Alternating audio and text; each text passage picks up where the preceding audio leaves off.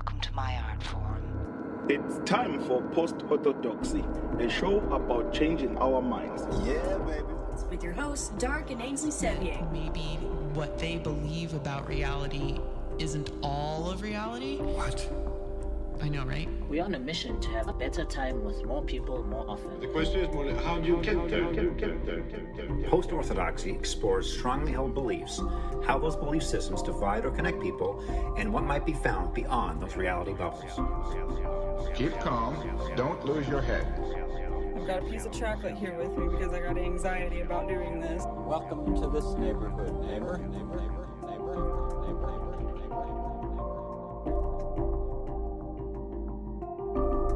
Here we are. Let's start with some angry faces. Oh. I'm going to have to hop up and do that thing to the camera because it keeps autofocusing. I'll be right back. Oh, wait. We'll do the intro first. Guys, hi. No, go ahead and do that. And I'll do. Oh, yeah. That's Ainsley Sevier. It's Dark Sevier. We're going to do a show, but we have autofocus kind of stuck weird. So I'm going to do a little disclaimer and intro while you do the autofocus. We definitely need a disclaimer. That's for sure. Go for it. Okay. Welcome to this show called Post-Orthodoxy. We have a lot of new people tuning in today. I'd like to say hello to Philip Stella. She's watching today. And wanted to let you folks who are not familiar with the show to get familiar with the show through me right now. We are basically here to introduce reasonable doubt. The name of the show is called Post-Orthodoxy, where we question things that apparently you're not supposed to question. So that's what we do here. We're not here to prescribe a course of action or a political course, a medical course. We are strictly here just sharing our path of understanding some pretty complex stuff in a complex world. And not only sharing what we're learning, but showing how we're figuring out the stuff we're figuring out. Because the big thing here, the big motivation of Post-Orthodoxy is Dark and Ainsley and I, Dark and Ainsley and I, are just trying to figure out what the fuck is going on. And so we'll give you our little piece of what the fuck this week. That's right. Welcome to Post-Orthodoxy. Okay. All right. We just got back from being out of town, and we took the camera with us, and now that we got the camera back and set up, some things were changed in the for the grand scheme of taking family photos at Thanksgiving, and I'm still discovering which things that got switched around. Things that got changed. Oh boy, it's still autofocusing. I'm sorry. I think we might just have to deal with it today. No. Maybe you should say stuff while I go try to. No. It took us like 15 minutes last time. I'm ready to just kind of get going and get talking. Okay. Just don't look at it. I'll look it up. I'll figure out how to change it. Okay. Well, I think we can start with a few things. There's probably a thing or two where I can go on a rant. Yeah, you're good. You're good at rants. First of all, thanks to everybody that's tuning in this afternoon.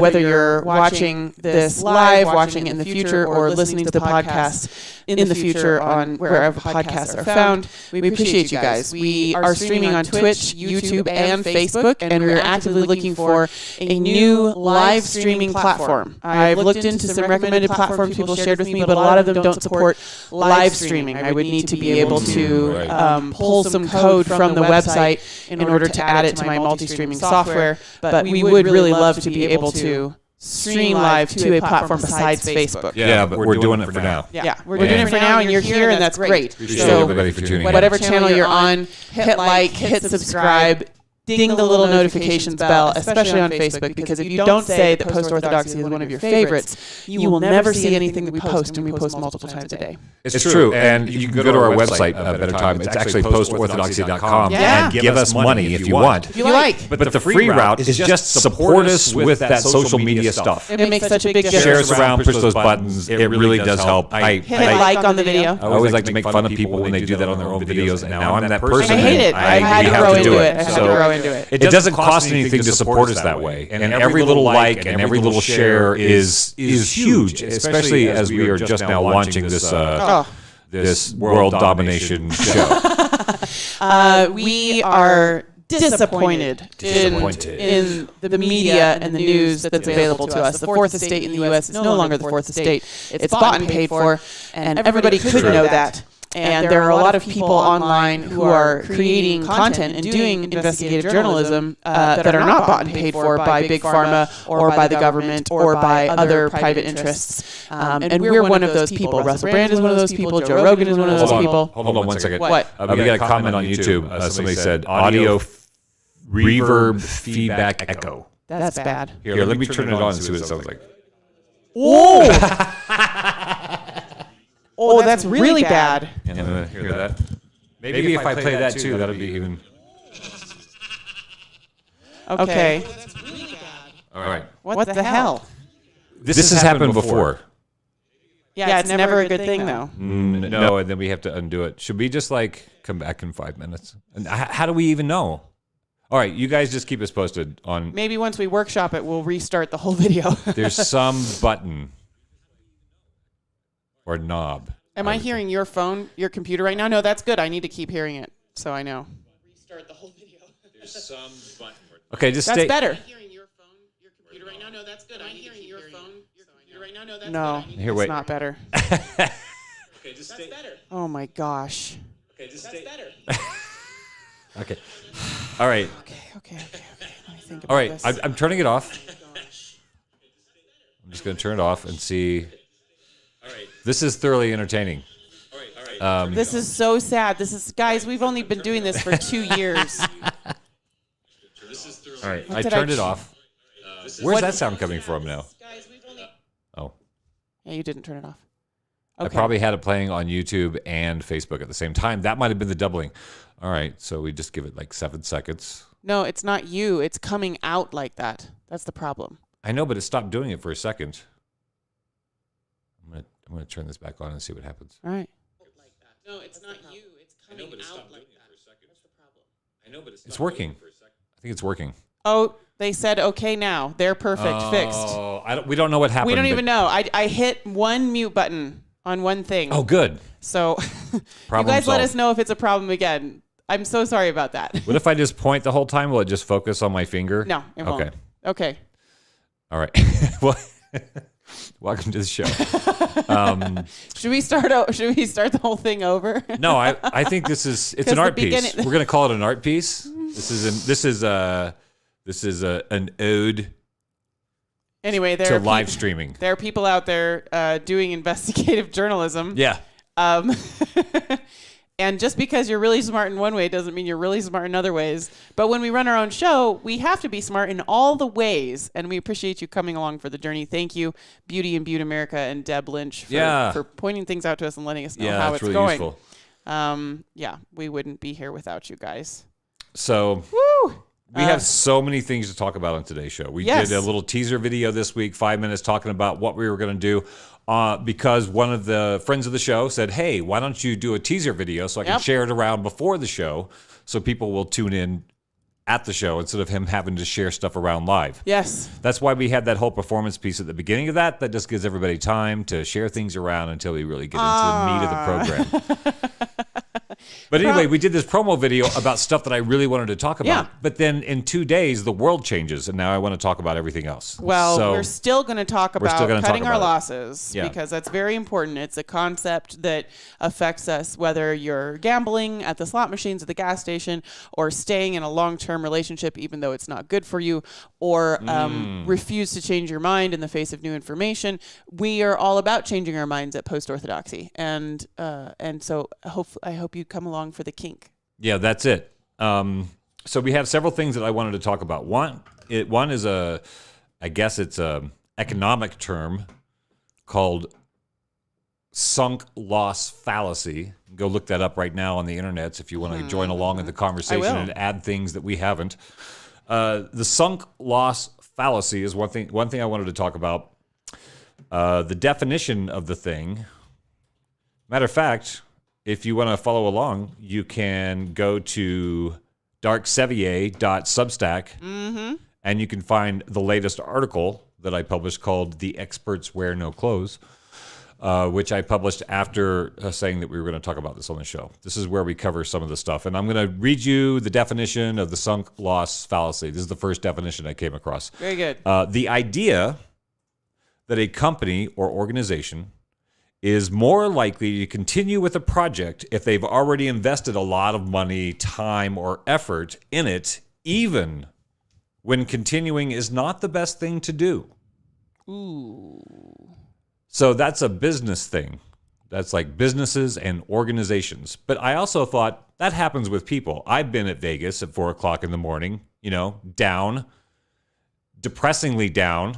But I'm like, maybe if I stick around, I can get back up again. That's right. Sunk loss fallacy. That is. I'm just going to keep throwing good money after bad because I can't afford not to. Yes. I can't afford not to. That's the phrase, right? So the sunk loss fallacy, I thought, how interesting to apply it to individuals. And let's say maybe on the topic of a pandemic. Huh. That was my thought.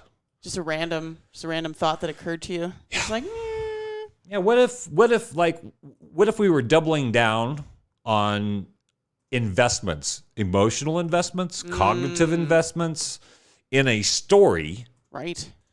Just everybody get vaxxed. If everybody gets the vax, the pandemic will end. These kinds of things. Right. That's a belief Yeah. that a lot of people have. Right. If everyone would just get one of these COVID-19 treatments, then this whole mess would be done then with. it would be over. Which People said that to me on Facebook this week. Unfortunately, if everybody would get vaxxed, this whole thing would be over. And I'm like, where are you getting that information? If you read, even the Wikipedia article about coronaviruses, you would know that coronaviruses will never be over. Can't vaccinate away a coronavirus. No, it's here. So we've known that for a long time. Yeah. And then we get distracted by all the, oh my God, this variant or whatever.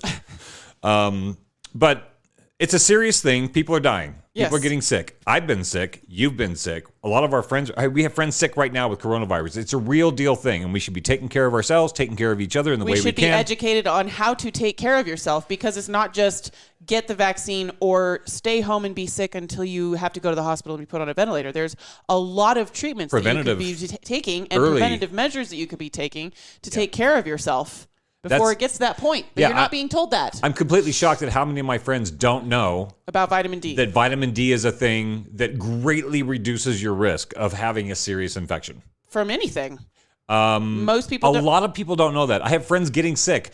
They know us. Yeah. We hang out. We talk about this stuff all the time. All the time. They don't know that there's early treatments. Things when you find out that you're getting it, instead of waiting for 2 weeks before you go and get on a hospital or a hospital and put you on a ventilator and kill you. Gosh. You could do things to keep from going into the hospital. Mm-hmm. People are doing it. It is possible. It may not be endorsed by some of your favorite health authorities. It doesn't make anybody really any money. That's the problem. To take a bunch of vitamin D. But the minute you start getting sick, you should be taking a shit ton of vitamin D.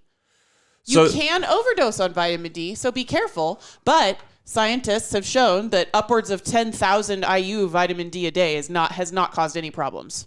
Right. Most of your vitamin bottles are going to tell you to take 500 IU of vitamin D every other day. Okay, so we are so deficient. Today's show is sponsored by vitamin D. Seriously, you should look into that. We don't hear about that on MSNBC or Fox News or any of those. It doesn't matter where you are in the political spectrum. Mm-hmm. If there are ads on your news, they're not talking to you about vitamin D. They're not talking to you about things you could do to get healthier so that you have less of a chance of getting sick. Now, we are not medical professionals. That's true. We're not giving medical advice or financial advice. This is stuff spiritual we found advice. out for ourselves. When I like how Arrowwood puts it when they talk about people who experiment with psychedelics, and you go on there and you say, someone who isn't me took acid and had this experience. So I'm going to be like, I'm going to do similar. Like when I take vitamin D, yes, I tend to take 3,000 to 5,000 IU with food that includes a lot of fat, some zinc, some magnesium, and some vitamin K. That's what you do? That's what I do. And then later in the day at a different time, I take 3,000 to 5,000 milligrams of vitamin C. Now, you cannot overdose on vitamin C. If your system can't metabolize it, it just pees it out. That's what we do. That's what I do. So I'm going to go fix the autofocus. I looked up how to fix it. Oh, good. Fix the autofocus. And we're going to come back to the subject of sunk lost fallacy, but I have a nice little thing in the middle that I'm going to do. Those of you that are online with us right now, take a minute and invite a few friends to the Facebook video. Yeah. Take a minute and send the YouTube link to a couple of people. Make sure you hit the subscribe button. Make sure that you friend me on Twitch because I can see you in the stream. And I've requested you as a friend, so be my friend on Twitch. Okay. And I'm going to cut and paste this link. For those of you that are out there that are watching us on Facebook and YouTube, I'm going to send a link in the comments to this really wonderful thing that I found since I started getting familiar with Twitter. And it's some happy bot called Thread Reader. And if you have a Twitter thread where there's a whole chain, it's really hard to share that to Facebook. Right. But you can share the whole thread. So Thread Reader allows you to export it to Facebook in a way where you can just click on it and you can read the whole link in Facebook, because I think Facebook and Twitter don't like to talk to each other so much. So I put a link in there to a Thread Reader thread. I wanted to talk about this story. A friend of the show sent me in a private message and said, "Hey, have you heard this story?" And I said, "No." So I started looking into the story. And so I created a thread in real time. Ainsley suggested I just create a real-time thread. As you were researching. Of me trying to, finding out about this story, trying to find out more about this story so that I could demonstrate to you folks how I go about figuring out what the fuck is going on. So you can follow along on Thread Reader. You can find us on Twitter. If you're on Twitter, please follow Post-Orthodoxy. That's us. I'm going to read this in order, the tweets that I put up. This is what somebody sent me. Dr. Andreas Nowak published a video on November 23rd, 2021, exposing graphene hydroxide, not graphene oxide, in the COVID shots. The doctor was dead 3 days later. Is this a coincidence, hoax, or a psyop? Can we know? And this is the thread. So I saw references to another German whistleblower found dead. So this is obvious he's not the first German whistleblower that's wound up dead after saying things that the corporate narrative doesn't agree with concerning this medical issue. So I was sent a link to this really terrible website. What's it called? Sons of Liberty or something like that? You can't just say it's a really terrible website. Terribly, the brand. You can say it's aesthetically, it's not your aesthetic. I'll say that. I'll be nice. Because I grew up loving websites like that. Boy, it's called Sons of Liberty. Put on the full armor of God, y'all. Yeah, it's Sons of Liberty, and it says Luke 2:11. I don't know what Luke 2:11 is, do you?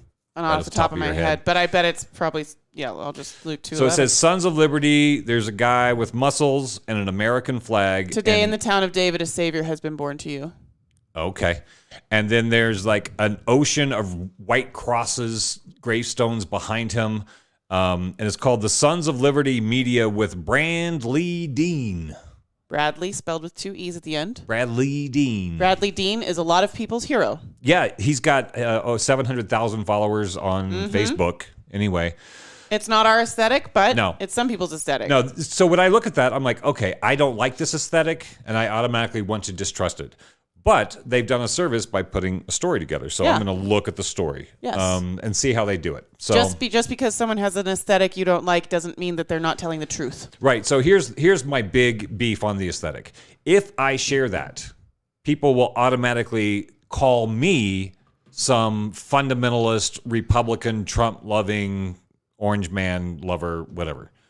So if you were to let me rephrase even what you just said. Yeah, rephrase because it. we have an audience that spans a lot of political groups right now. Yes. So if you were to share this article about this scientist potentially getting murdered for sharing information about the vaccine from the Sons of Liberty website, a bunch of the people who you want to take in that information would immediately not look at it because they would assume things about the website. Because of the binary thinking in our culture, the way we've divided everything up, if it's coming from the other side, it cannot even be looked at. Yeah. That's how we got into this mess with ivermectin and hydroxychloroquine. Trump said, hey, we should be doing this. And everybody said, he said it, so we won't. Everybody on the left. And so thousands and thousands of people died. unnecessarily People died who because didn't need to of die. that. Mm-hmm. And you can go take that to the bank. That's a real thing that happened. Yes. So aesthetic matters. I don't like the aesthetic, and I know if I share it, not only are people instantly not going to look at it, but people will then cast aspersions on me for even having put it in their field of view. Yeah. But this is what we do here. We look at all kinds from like airy-fairy New Age stuff to deep fundamentalist Christian Republican stuff to radical anarchic. We're all over the board. Scientific, mystic. These are things in the world. Yeah. And so we look at them. It doesn't mean if we're talking about something that we are endorsing the thing that we're talking about. So I go look at Bradley Dean's website where I find this, or on the Twitter thread. So I'm going to go down through the tweets. This guy, quote, exposes graphene razor blades that are in the mRNA shots. Okay. So that's a lot to unpack. This is something that's just hit our news desks in the last couple of days since we put out our teaser on Friday evening. No, this guy only put the video out on the 23rd of last month and was dead by the 27th. Mm-hmm. So he puts out this thing saying, hey, there's some stuff in the shots that you're not going to find. It's not going to show up in autopsies. It's not going to show up on a Petri dish. You got to have some mass spectrometer or something to even find it. You have to be looking for it. Right. And this guy is like a world-leading expert in graphene, so he knows stuff. I've heard about graphene oxide. I had not heard about graphene hydroxide. What's the difference? So anyway, this guy wants to explain it. Hydro means water. Yeah, right? he wants to explain this. What is graphene hydroxide? What is graphene hydroxide? Very good. And he says somebody, and he gave the guy's name, and you can go Google the name and see this doctor, says that he discovered it in the shots. So these are things that we have not verified, but this is what this guy is claiming. Anyway, he claims it and then gets beat up and killed a few days later. Right. He did get beat up and murdered. Well, we don't know that. Okay, right. It's claimed. So he does the video. Right. His widow comes out pregnant and goes, they killed my husband. In German. Yes. And she says he was assaulted and did not survive the assault. That's what she said. She says it was a surprise attack. I haven't looked at like German obituaries to find out. It was a surprise attack. He was beaten and killed. Mm-hmm. Okay. So when I'm looking, this lady claims to be the partner of the doctor, informing the viewers of the death. She says he was unexpectedly brutally attacked and that he did not survive the assault. There's a video to that link, or a link to that video. And then the woman also states that, quote, it's time for action, and that, quote, it's time to believe. All right, whatever, maybe translation thing. And then, quote, we have to implement his plan now. Oh, what does that mean? She doesn't say what the plan is that needs to be implemented, right? But then he says, a friend of Post-Orthodoxy alerted me to the story. We went to that Bradley Dean site. That's where I found the two videos and, extremely helpfully, a transcription of the video. Right. Because he's speaking in German and then is translated into English in subtitles. But they went through the work of putting the whole thing in text form. So this far-right Christian-oriented website introduced the death announcement video with this line. He said, here is his partner informing the public of his death, believing that he fell victim to an attack of some kind of radiological weapon, since Nowak mentioned this type of technology. So that's a claim, saying that the wife claims that he was killed by a radiological weapon. Now, she did not say radiological weapon in the video that we watched. She did not say that. But it's possible that she's posted something else somewhere else that says that. So now we already have something that could be construed for me as misinformation. So when you start saying radiological weapon, if you're not... That's a very specific kind of attack. It's a very specific kind of attack. And if you're not into exploring possible... the finer details of nefarious intentions and the powers that be that might have things we don't know about, right? That's going to be like wacko conspiracy Maybe a bit stuff. of a turnoff. Yeah. Oh, radiological weapons, whatever. Yeah. And then that's going to be another thing. So he says that in there. He doesn't need to say that. Right. So part of me wonders if, like, my first thought was, is this guy a psyop? What we're is talking this guy about, taking good information and then pooping like stuff radiological on it, weapons on it so that self-respecting nobody people will won't look share at it, it. right? Yeah. So these are the thoughts that I go through. I don't know Bradley Dean, but meta. But we have 7 friends in common on Facebook. What? 7 people who watch our show actually also like Bradley Dean's Facebook page. Back when we were having that audio issue 10 minutes ago at the beginning of the show, and thanks for those of you that stuck with us through that.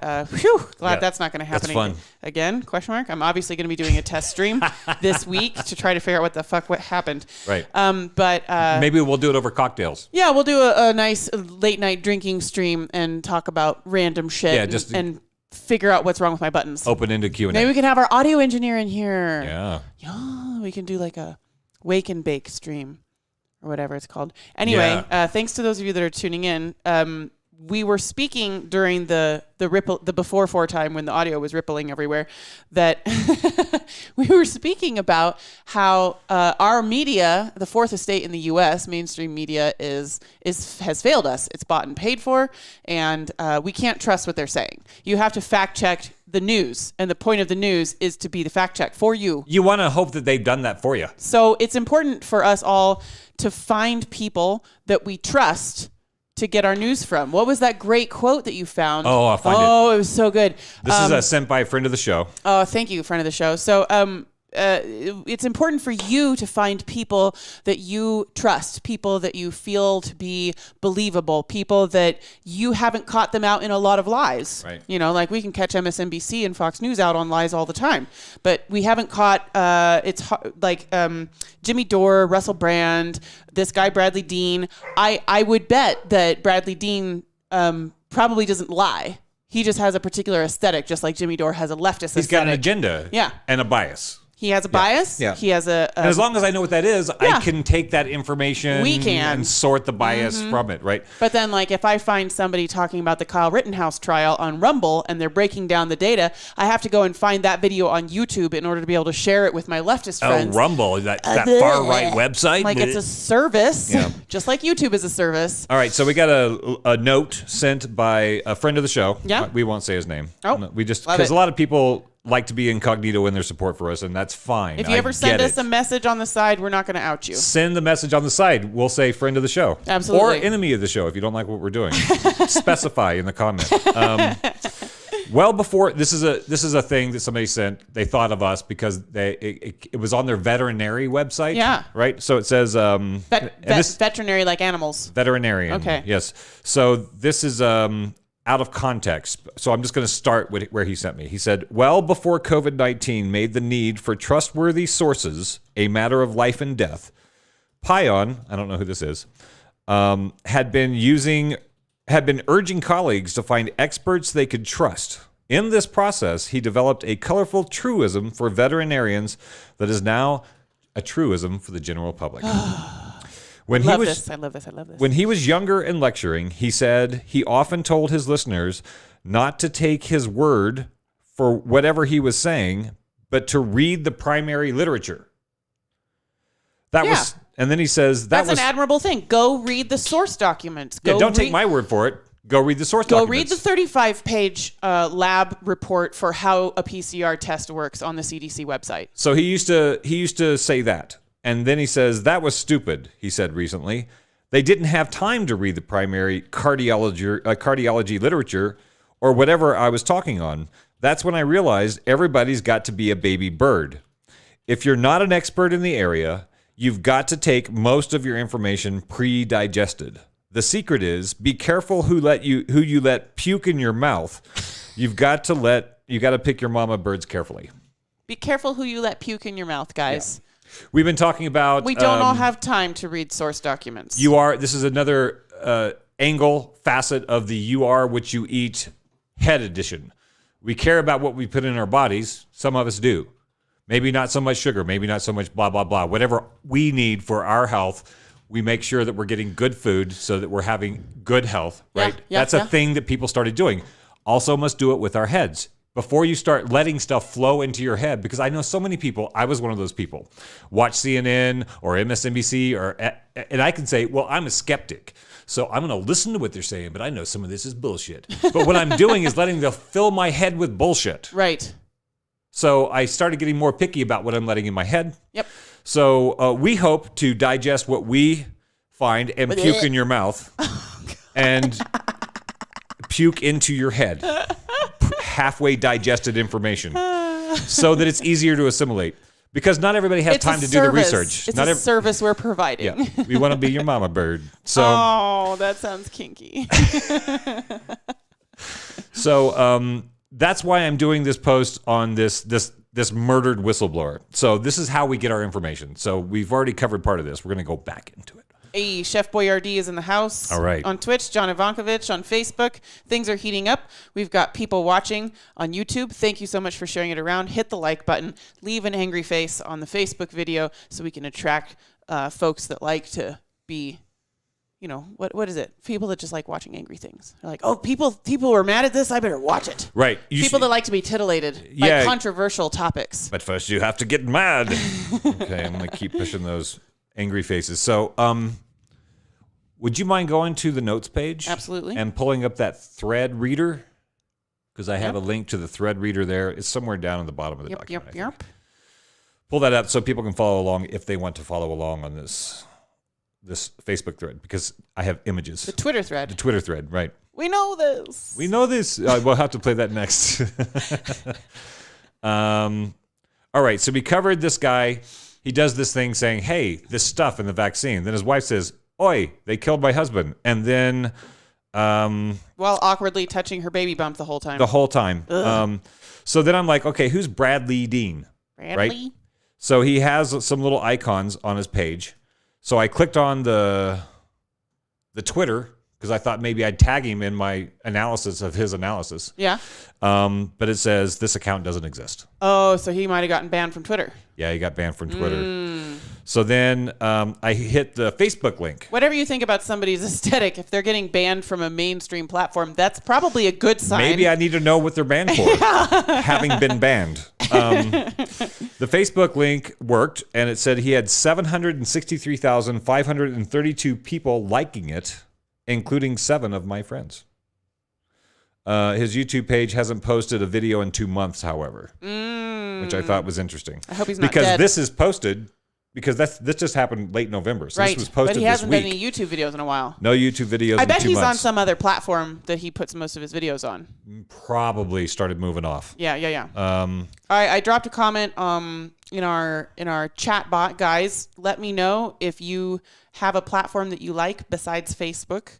I know YouTube is a good place to be live. YouTube is still pretty censory, so we'd like to find an even more alternative platform that allows us to live stream. So if you watch video content somewhere else, I don't think BitChute does live streaming, and I don't think Rumble does live streaming. But we can chop up the microdoses of the show and throw them on that platform. We can post them there later, but if you know somewhere else you can watch live streams, that's not Facebook or YouTube, let me know.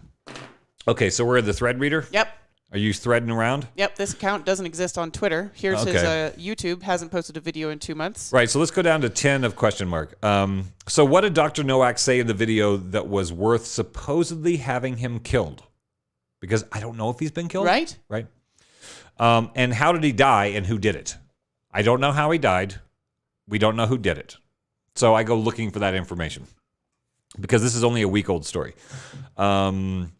So number 11, he claims that Dr. Pablo Compra studied the mRNA shots for the presence of graphene oxide, but found graphene hydroxide, which are nanoscale structures that can be best described as razor blades, he says.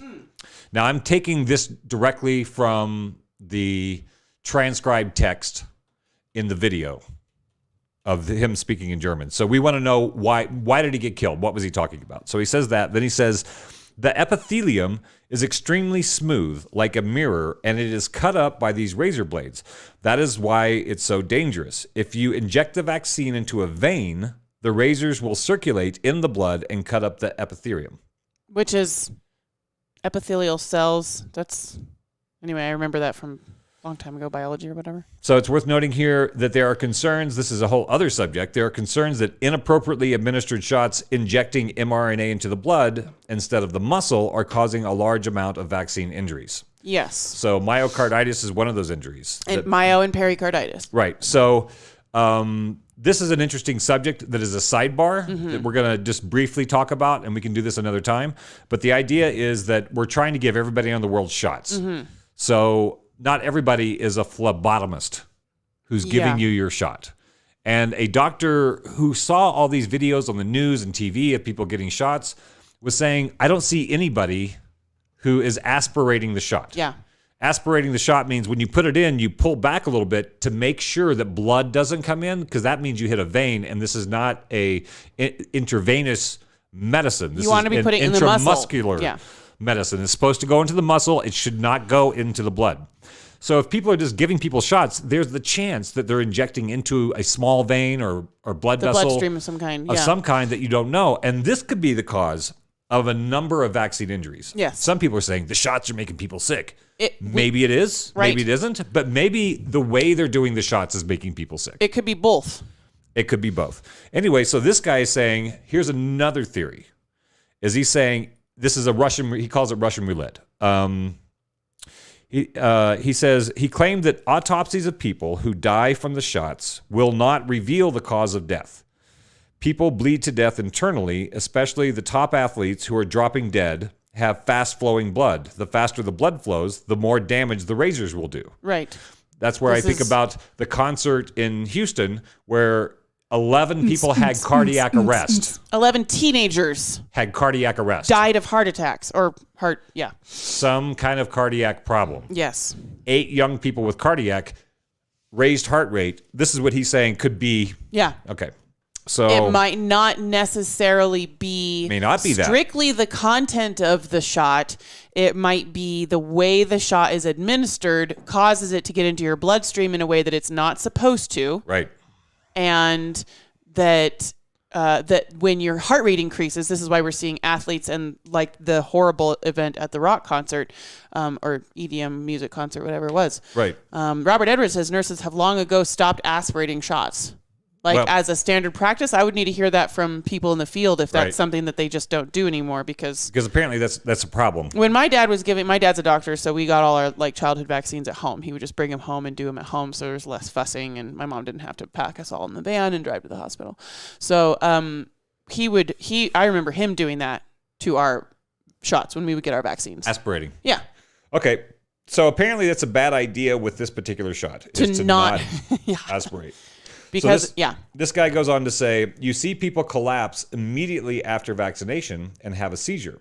There's a lot of videos. A lot of people who watch the mainstream are not going to see that. But if you're on Twitter and you're critical at all of this story, you will see video after video of people collapsing and going into seizures after getting these shots. So you'll see people collapse immediately after vaccination and have a seizure. These people had bad luck in Russian roulette. Very likely a vein was hit by the syringe. Yes, and it went directly into their bloodstream. Right to their heart. Which can cause a seizure. Right. So he goes on to say the question you have to ask politicians and doctors, the question doctors should ask Pfizer is, why are these razor blades in the vaccine? Why do we have graphene hydroxide? Right. Why do we have graphene hydroxide in the vaccine? Here, the doctor seems to be assigning ill intent to the agenda of the shots. So the German doctor... Chemist. Chemist, who's discussing the contents of these treatments is saying, why would we have this in the shot if it were not for ill intentions? That's what he's saying. He feels as though there's no good reason to have graphene hydroxide in the shots? That's what he's saying. Okay. He goes on to say, a quote, you see the mRNA is possibly a diversion. I cannot imagine anyone will be able to give me, as a carbon specialist, a proper explanation of why these carbon razor blades are in the vaccine. It destroys the heart, all the heart attacks, all the strokes. As a doctor, you have to ask yourself, where is this coming from? After detailing his credentials, Dr. Nowak then makes a challenge to the public to challenge his claims. He says, any chemist in the chat is invited to refute me or give me another opinion. You are all invited to tell me I'm wrong. The doctor states that medical doctors, health authorities, and politicians are not chemists and therefore likely have no idea what they are doing when going along with his program. He urges everyone to share the information in his video to authorities. So what he's saying is people are like, why would all the doctors agree? How come all the doctors, are you saying all the doctors are in on a scam? No, he's saying doctors are not chemists. Yeah. Scientists are not always medical doctors. Health authorities sometimes are not even in medicine. Yeah. Like our local health authority was not even in medicine. She was not a medical professional of any kind. It was just her job to enforce medical policy. Right. So people are enforcing medical policy. Medical policy is different than medical science. Right.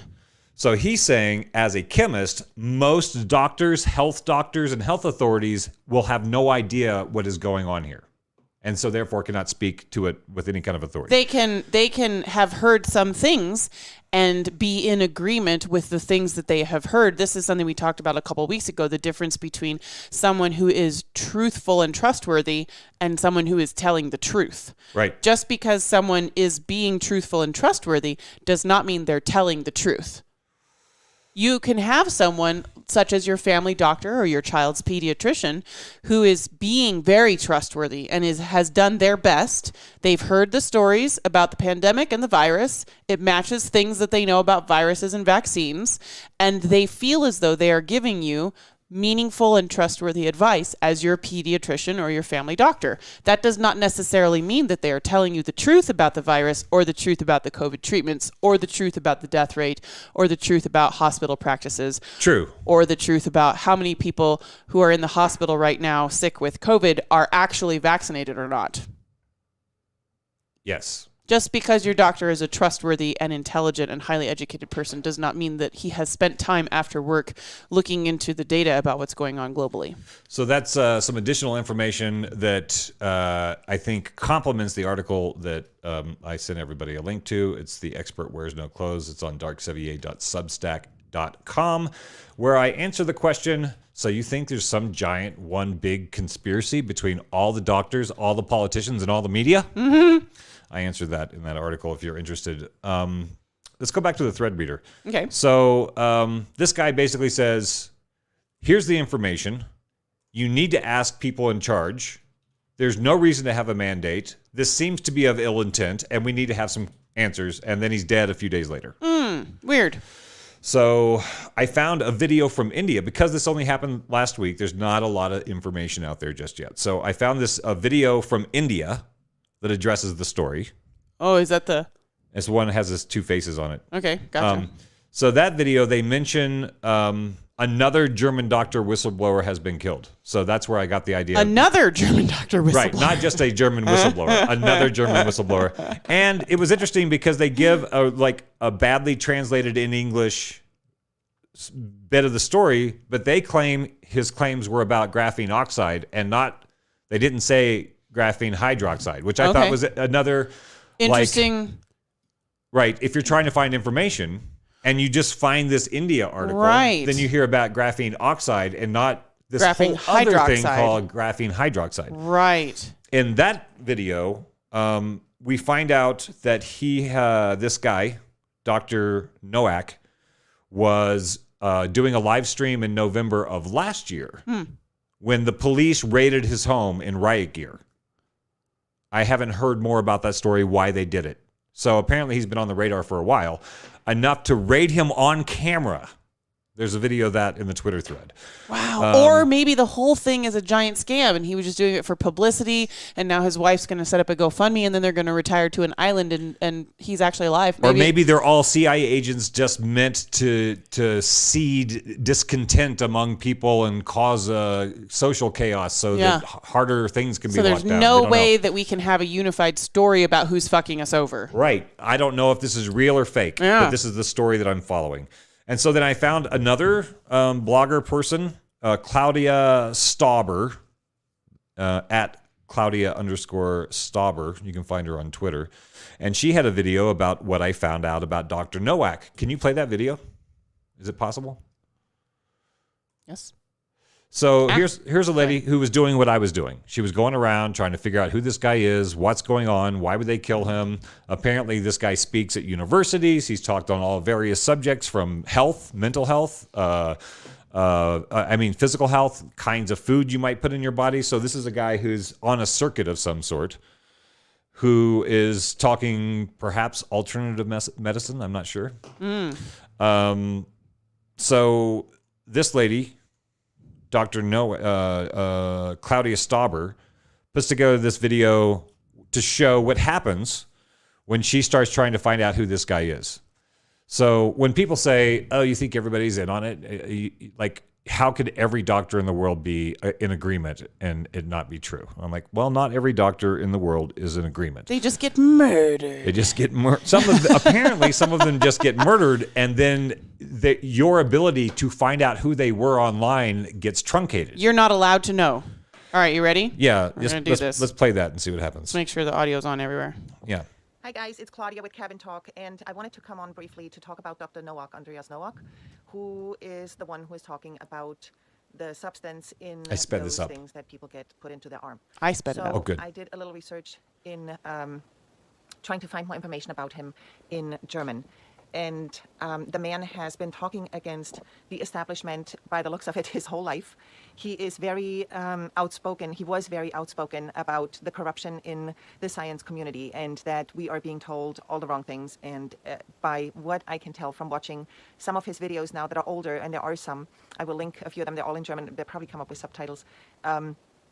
He was truly a brilliant researcher, and I want to show you what happens when I click on some of those websites. So here is one of his videos, and there is a website, ursprung.de, and that is there to get more information on where he has seminars and all that stuff. If I click on that, this comes up.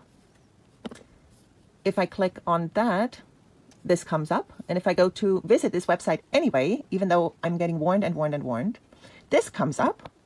Are you sure you want to visit this website on a connection that is not private? You will have to modify your settings to allow this. So if I click on that, then I would actually have to put in the password for my entire computer. Which I am not going to do. Which I am not willing to do. However, This is what comes up, which I find highly, highly strange. And yeah. Okay. Guy says, hey, there's something nefarious going on with the shots. You should know this thing. Supposedly killed a few days later. And then supposedly... We don't know if it's connected. Now, if you're trying to find out who he is, they want the passcode to your computer. What forces are these? Who does that? So this guy's website, or whatever the information site is, who has the authority to do all that stuff? Well, we've had that happen before. You know, I know, but who makes that? Who says we want the passcode to your computer? Is that I've never seen that one before. Is that the internet? I should try it on a not Apple. Is that the architect? Yeah. Like who? Like from the Matrix? Is that the government? What? Like who? What? So anyway, the story has only been out for a few days. I'm gonna try it. All the research. Do what? I'm gonna try it. You're gonna put your password in? I'm gonna try it while you. No.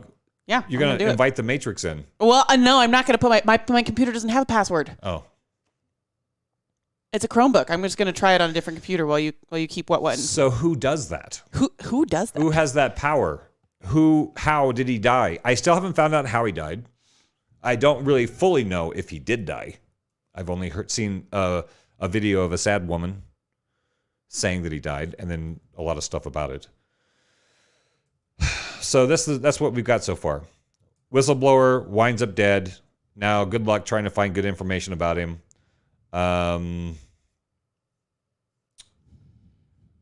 We'll keep you posted on that story as new things develop. I imagine over the next week or so, there's going to be a lot more information coming out. But that's what we found so far. Wow, I can't find the video that she was talking about. He does have a page. He has a YouTube page that he just started in between outing that video and getting murdered. He started his own YouTube page. Dr. Andreas Nowak. Yeah. Live stream. There we go. Ursprung. Dr. Andreas Nowak live stream via Kanalinfo. Maybe that's just what we need to do is we need to start live streaming on YouTube? No, on some German site or something, or some live stream platform in another country. Because then the German SWAT team would have to get in an airplane to come over and bust in our studio. That's right. It'd be hard for them. Not impossible, though. No. So Elementär Wissenschaft. Ja. Dr. Andreas Nowak im Gespräch mit Joe Conrad. Okay. All right. Cool. So Yeah, he actually started speaking in English when he started his YouTube page. But I think most of the videos on that page are going to be in German. But I think YouTube will translate, right? Mm-hmm. Or will they? Anyway, so that's the story I've been following, and that brings me back to the point of the show, which is the sunk cost fallacy and the idea of, is it one big conspiracy? All of it? Do you really think that there's some grand conspiracy that all the doctors, scientists, politicians, and news people are in on? If you want to see my detailed analysis of that, you can find me on darksevier.substack. The expert wears no clothes. You can find the article there. And if you read the article, click the little heart at the bottom that says you read it and that you like it. Or comment, even better, comment on the article. And share it around. That doesn't cost anything.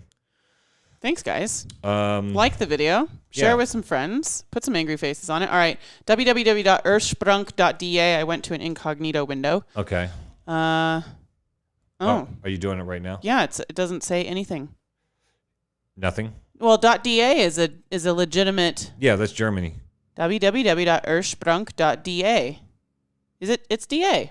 Yeah, all right. Yeah. Let me try and add Da. HTTPS. Semicolon dash www.ursprung.da.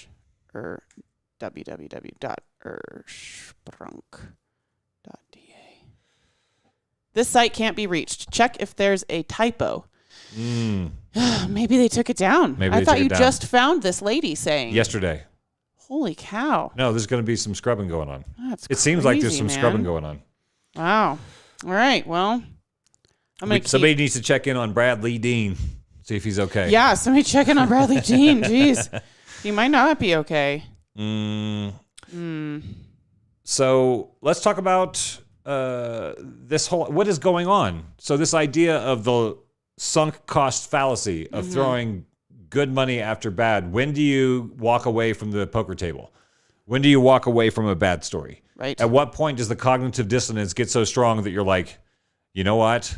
I've been ostracizing a segment of the population because I bought a bunch of bullshit that is easily disprovable, and now I can't deny it anymore. When does that happen? It happens at different times for different people. As the line goes, men go mad in mobs. And only regain sanity one by one. And slowly.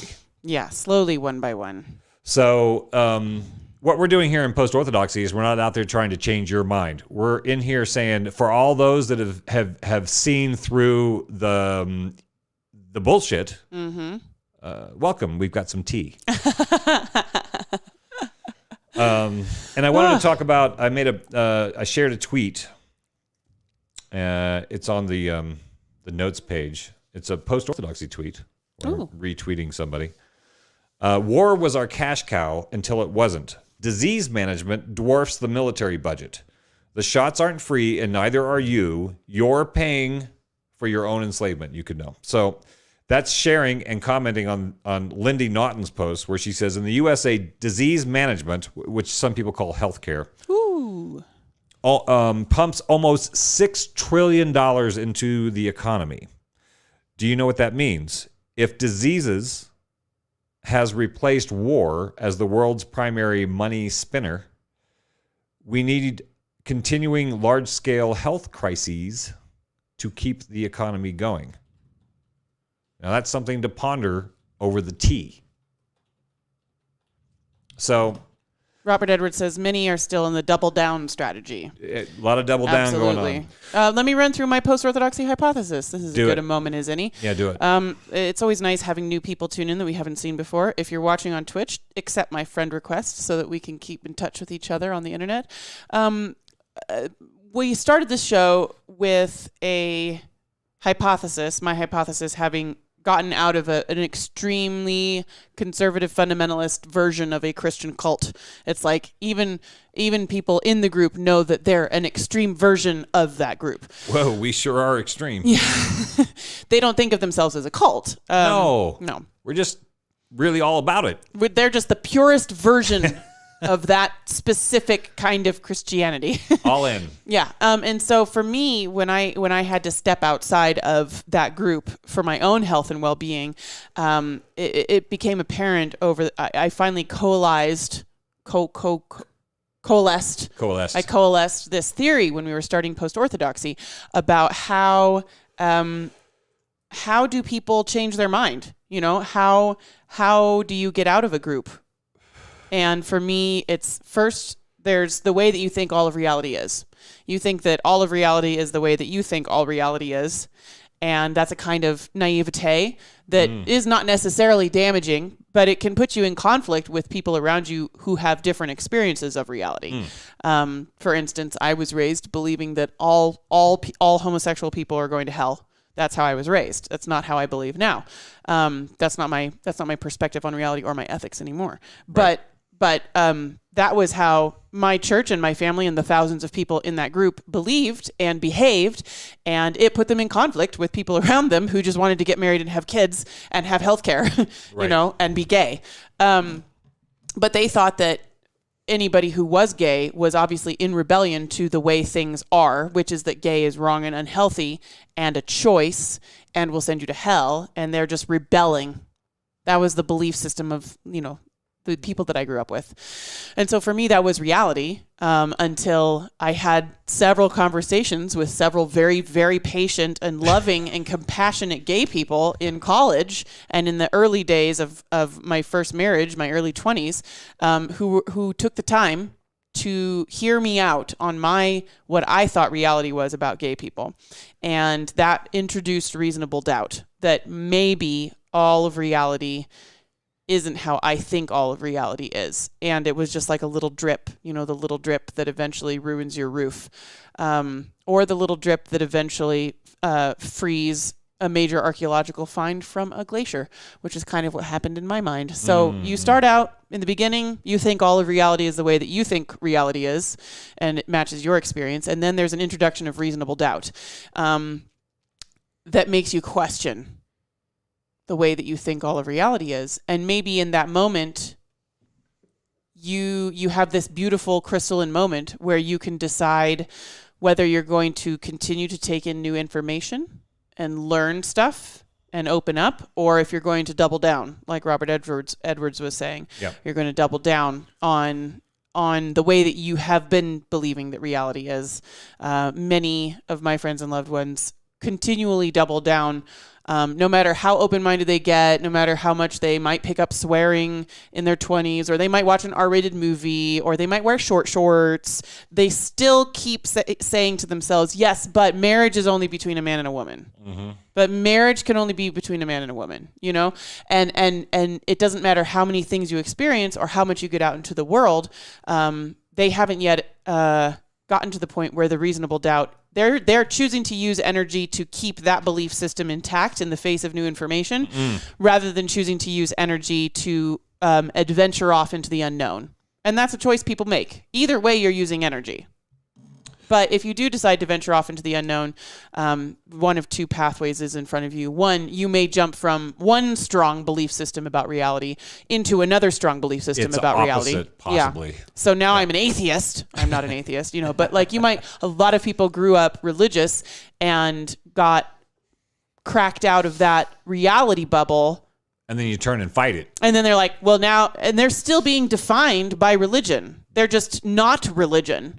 Many of my friends on the left are just not Republican. I know a lot of atheists obsessed with the idea of God. Yeah. So that's one thing you can do. Or you could decide to become more of a free agent in the universe and experience belief systems and perspectives on reality, flowing in you and out of you and through you, and that you are still you and you still have a meaning and you still have a definition of self and an existence and a value, even as you experience and chew on and experiment with other belief systems and other potential views on reality. Maybe you dabble in witchcraft for a while, or maybe you decide to research aliens, or maybe you decide, you can just sort of try stuff and know that you are still safe, even though you no longer decide, you move beyond claiming to know what's going on. being defined by your idea of the world. Yeah. Yeah. And I've moved on from claiming to know what's going on. We just had a lovely conversation with my grandma where I was telling her about leaving the church, as in I stopped going to church because I didn't want to feel like when I died, I wanted to know that what I was believing was my choice and not something that I was believing so that my mom would keep loving me. You were programmed to do. Yeah. Yeah. Or something that I had to do in order to keep all my friends, you know? And so coerced. She listened to all of that. And then at the end she was like, so what do you believe then? She's like, so when you die, so then what do you, you know? And I'm like, oh, wow, that's very interesting because I don't know if I'm ever going to say. I don't know if I'm ever going to write down a treatise of, okay, if I, like a will, like if I ever die, people should know this is what I believed when I died. Reserve me a space in heaven, section A14. Yeah. I am, you know, like I don't. I think I'm moving, rather than moving from one belief to another belief, I think I'm moving beyond needing to know what's going on in order to exist in the universe. Agnostic-like. Yeah. John Ivankovich, professional poker players are robots. They read, study, analyze many different things. Being able to play poker is only about 50% of the game.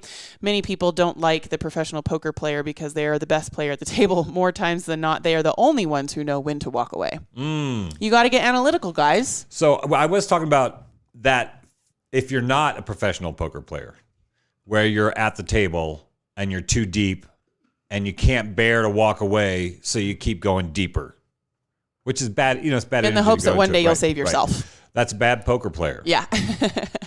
I think what John is saying is more aligned with where I want to be. Yeah. In the game of this belief system. It's about becoming emotionally detached. Like this story of the COVID thing, new information has come in, and I still know people that are living in the reality of the spring of 2020.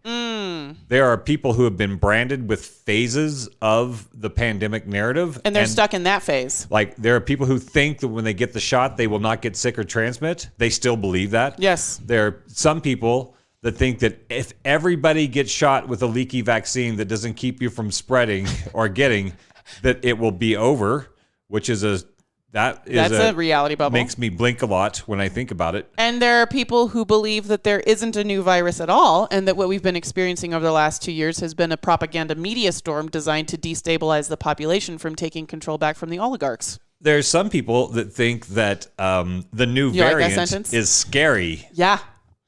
Omicron. It's scary, right? Sounds like a bad transformer. And they don't seem to understand that this virus does not seem to be operating very much differently than other coronaviruses. Any differently than other. In that they mutate. Yeah. And the mutations are more virulent, scary, and also less deadly, not scary. So let's just leave the not scary part off because that's not going to sell Fritos. Yeah.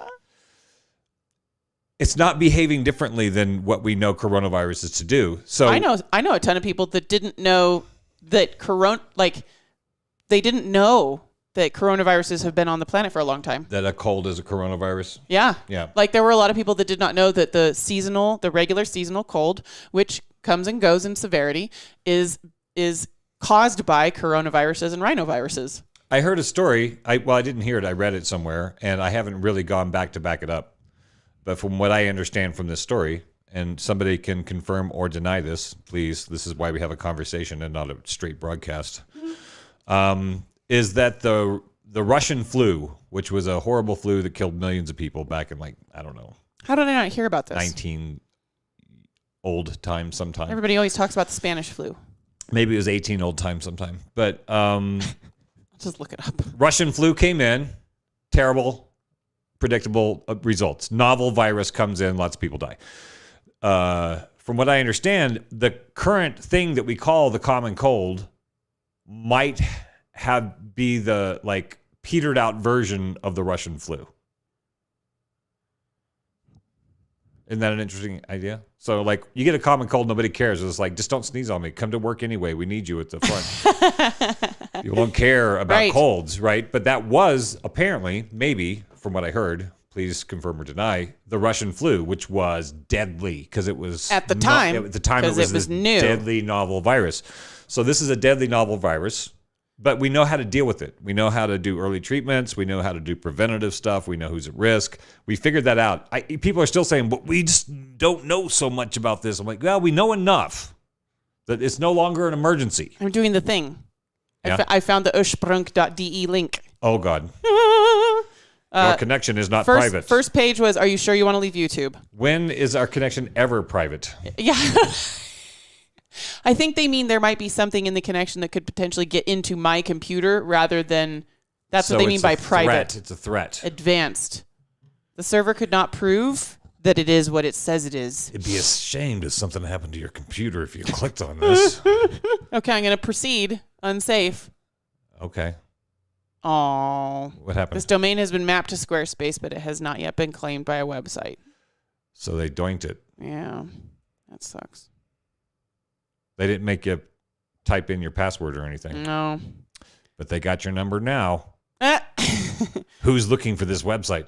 That could be just a fake website saying that it's not a website, and then they're taking all the information who wanted to know where this website was. And then those guys come in flak jackets from Germany all over the world. It's a big Nazi plot. You're funny, man. All right. Did you say it's a Nazi plot? Yeah. This is the Nazis all over. Hey, let's play that guy. What guy? The guy. Yeah. I love it. It's a good segue to this guy. Speaking of things you're not allowed to say, which is what Post-Orthodoxy does all the time. Yeah. Things that we're not allowed to say is that the current sociological and government behaviors. Oh, where are your show notes? Show notes. It says, we know this. No, I know. Okay. I just want to show the guy. I want to show the guy too. The current sociological and governmental behaviors are very similar to the early days of the Holocaust.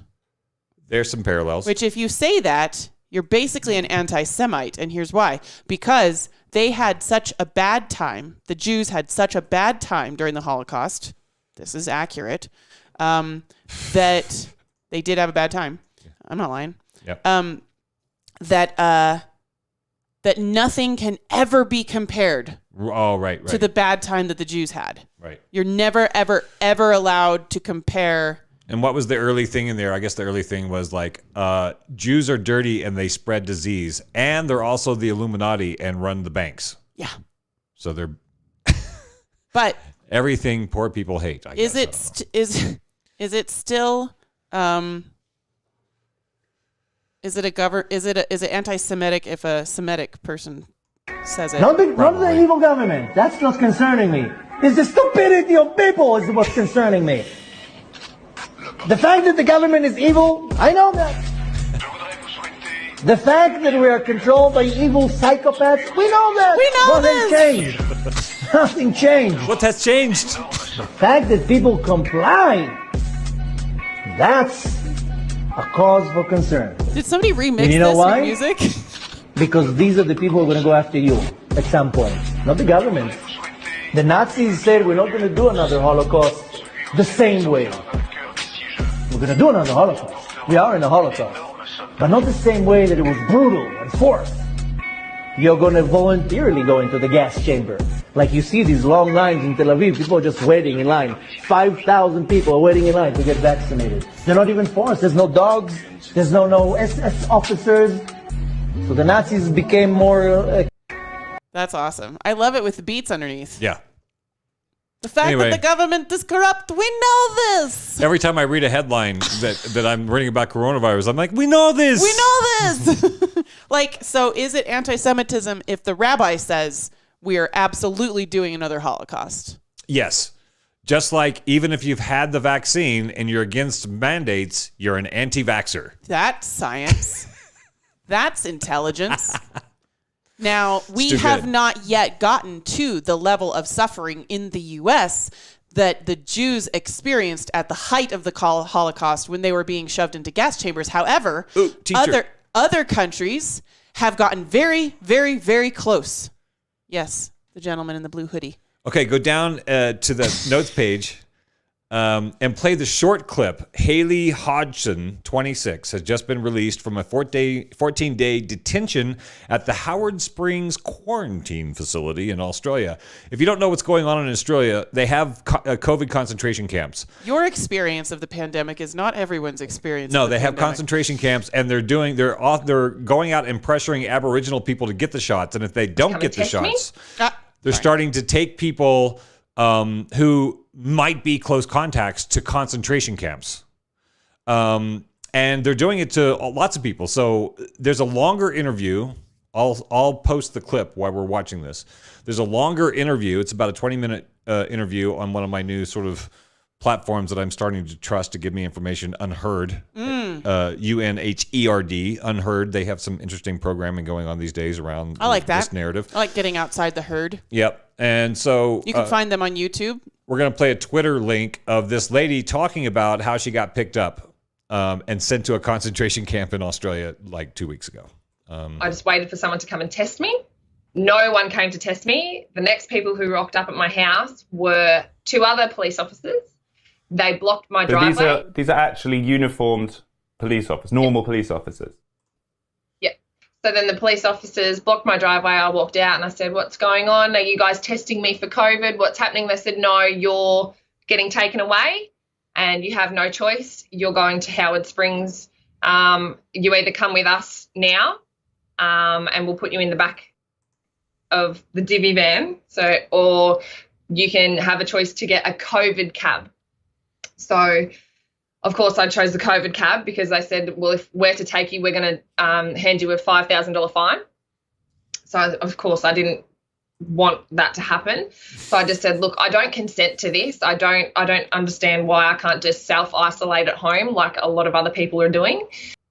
And they just said, "We've just been told from higher up where to take you, and that's all that there is." Robert Edwards says that won't happen here because we have guns. Okay. I don't know if that's true. So, like... It's not... It's going to be... well, hold on. Let's just... Yes, thank you for the comment. No, I'm really curious because a lot of people have that opinion.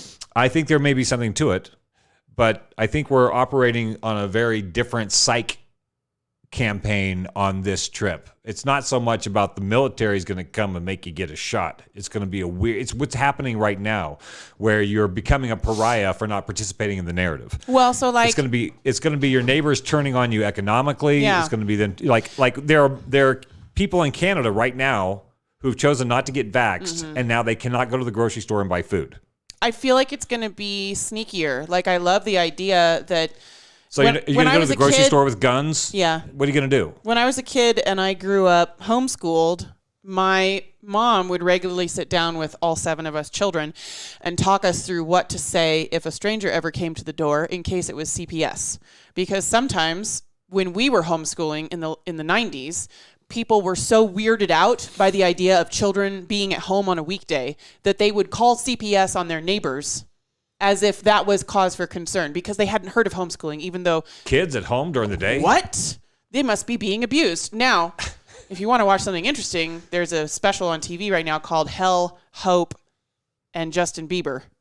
And it's about a family of 13 in middle America whose parents were keeping them locked at home with no food and no education, and they like found a way to get out and call the police. So that's what like well-meaning neighbors would do in the 90s, because that's what they imagined, is that anybody that's not doing normal school must be locking their kids in a closet. Right. And that's not necessarily true. It happens, but but it wasn't happening to my family. Right. So we had and there were very loving families who were homeschooling their kids in Germany, where the German CPS would come and take their children, and there was no abuse. It was just that you were not allowed to teach your own children at home. At all in Germany, it was illegal. So, like, people should have these rights, and these rights should be monitored so that children are not abused. But so we had to practice dealing with sneaky people who might come to our house when our mom was out grocery shopping and I was babysitting. And what would we say? And did we have to let someone in the door if it was an adult? Did we have to let an adult? No, you do not have to let an adult in no matter what they say. Right. Things like that, like if they ask you if your mom's at home, tell them she's on a phone call and she can't talk to you right now. Things like that. Right. And so I imagine that there's going to be sneaky stuff. It's not imagine. Yeah. No, I mean, like, I love the idea that because we have guns, because my dad has guns, nobody can come and take my siblings to a concentration camp. But it's not going to be like that. It's going to be like my sister goes in for a gynecological exam because she's a teenager, and her doctor asks her to wait a minute, and then a specialist comes in, and the specialist is like the the Child Protective Services version of coronavirus police. Right. And that person gets my sister, because she's in a safe environment where she should be safe with her gynecologist. That person gets my sister to admit that she has or has not taken one of the COVID treatments, and then they continually detain her in a situation where she didn't get to choose to be there. You know, it's going to be somebody coming to my family's house. You know, it's a like, Milgram experiment where if the doctors say, well, not, you know, it's one thing to not go do it. If you're there and there's somebody with a lab coat and they say, we're doing this, you're like, meh. Right. Like I know if armed guards show up at my father's house in Virginia, it's going to be a different story. Yeah. But I don't think they're going to do that in America because they also know that you have guns. There's other pressures like taking your job through a mandate, or social pressures, making you a pariah socially, banning you from an entire community. There's ways to slow twist the screws that are far more effective, and they're cheap because you get your neighbors to do it to you. Dark asked me the other day if I thought we were going to be having concentration camps in the U.S. like there are in Australia, and I don't think we will. I don't think we'll have camps where you are forced to go away somewhere else while you're sick. I don't think we're going to get that far in the U.S., but I don't think it's because my dad has guns. We might have them where they start giving you a payment to, you know, where it would be a voluntary, they would just go and spend time there. Other in the isolation. Yes. They're going to use other psychological pressures in the like U.S. the guy's saying, you know, people are lining up 5,000 in line to go get the shots. You know, if they sell it right, people will actually take an Uber to the concentration camp. Oh, yeah. Absolutely. It's pretty good. They got a pretty good narrative going on. I mean, there's so much absurdity that we've just been talking about for the entire pandemic that just gets under the bridge, and then, variant. Well, whatever, and I don't think people like Robert Edwards or John Ivankovich will get scooped. No. But, you know, you can fill a lot of concentration camps with the people that vote blue in this country. I think the I'm concentration not saying camps... that we should do that. I'm saying those would be the people who would, like, willingly get in a van to go sit in a tiny room while they're sick for 2 weeks. Yeah. Even though we know that... Away from everybody that would like to take care of you. Anxiety is the number 2 comorbidity for COVID deaths right now. Just go put yourself in an extremely unnatural and anxiety-inducing situation to get better. I'm going to send a link to the full 20-minute interview with that lady and her whole ordeal at the concentration camp in Australia. It's something. It's something to talk about. I think a lot of people here are like, oh, that'll never happen. Also, last year, they didn't think that we would have a 2-tiered society where we were demonizing the heroes who we were calling heroes at the hospital. And now we're calling them unscientific hacks that are prolonging the pandemic. Nobody saw that coming last year. Right. Where we would... I thought we were always going to have billboards turn the with heroes into zeros immediately. Nurses with Superman capes on. Yeah, we'll do that for a few months, then suddenly fuck those bitches. But if they change their minds, changing your mind is dangerous. No, and they didn't change their minds. They were there, they were exposed, they got exposure, they understand how it works. They're like, I'm not getting the shot because I understand how this works. And then they're being called Luddites. You know, like Trump supporting anti-science people. On any platform you are on, you can follow the hashtag #HeroToZero and read stories from people. Yeah, there's like every doctor is in. No. No. Every doctor that you see on corporate media. Yeah, right. All right. Do you need to get out of here? I don't need to get out of here. No, I do not need to get out of here. I'm having a good time. We're having some good conversations with folks. I'm really sad that our live stream started off. I liked it. Broken today. Well, but it's the sort of thing. I know it's great if you've got an attention span, but for most people, if they click on a video and it sounds like that, they're gonna be like, "Bye, bitches." Yeah. This is why we appreciate you guys sharing this around. That's why I said it's liking the video. It's an art piece. You just have to like wait through it, and then it all comes together. And thank you so much to somebody that pointed it out to us. Beautiful Butte. On YouTube. Do you want to play a video? I think it's one of those things that I want to throw into the mix because this is one of those absurdities that's been going on since where is it? Early. So it's right above. We know this. It's the Pcr Pandemic. We know this. That's like, I can't, every time I watch that video, I can't help but see it as Krusty the Clown's dad saying it. For some my reason. goodness. Are you serious? Yeah. So this video is a really nicely produced, it looks like nice, like it should be like a training video when you go get a job or something, like introduction to whatever. We've been talking about this for a year and a half, and now it's nice to have somebody put graphics and a nice non-threatening voice to the narrative. Yeah. Because if we keep hearing about cases, oh my God, cases. Well, what are cases? When they say that there's like 400 cases found last week in Montana, what is a case? Is that 400 people who are sick with COVID-19? Or is that 400 people that produced a positive PCR test? Which can be used as a scare tactic when you do not understand how viruses and bacteria interact with the human biome. So cases... We have a lot of miseducation and lack of education. A lot of people are cases, and those cases are people that are serving the function of herd immunity. They're getting the virus asymptomatically, probably didn't spread it around, so they didn't produce a lot of viral. They're helping in the whole herd immunity thing, but they may produce a positive test and never get sick. Yeah. And then we're like, oh my God, a healthy person has a test that says he's got a virus but still healthy. They don't do that part. Miseducation. So let's play this piece. So this is a really nice 101 on the PCR test. We can have a discussion after if you want. The PCR test. Just how reliable is it?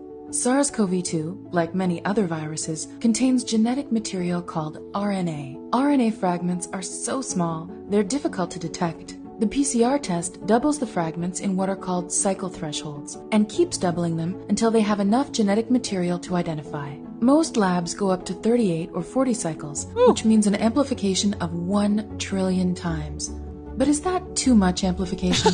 Because while live virus is present in people who are actually sick, traces of dead virus are present in people who used to be sick, even months later, or in people who were exposed to a virus, but their body cleared it and they never got sick at all. They're not infectious. Genuinely sick people get a positive test in relatively few cycles because they have a high viral load. But the samples of people who are recovered or exposed have to be magnified billions of times to get a positive result. That's why scientists are recommending not testing over 30 cycle thresholds.